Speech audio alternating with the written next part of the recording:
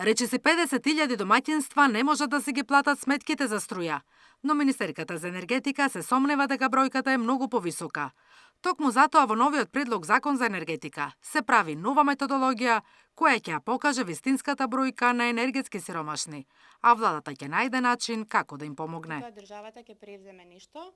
Со оваа методологија веќе почнавме да работиме со Министерството за труд и социјала и ќе можеме да ги знаеме точните бројки. Неофицијално има дека околу 50.000 бројката, меѓутоа ние сакаме екзактни бројки. Од неофицијални извори имаме дека има многу од нив кои се во четвртиот блок, меѓутоа сето ова ние ќе го провериме и ќе имаме точни и прецизни бројки.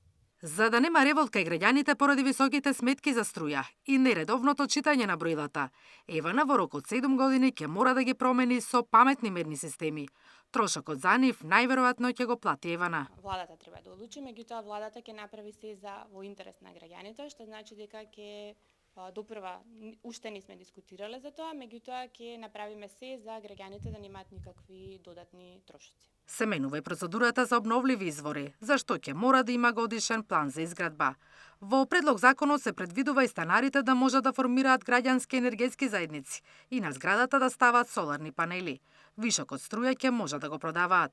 Инаку предлог законот го поддржа и опозицијата и се очекува за 1 месец да биде донесен. Наташа Мерсовска, Сител телевизија.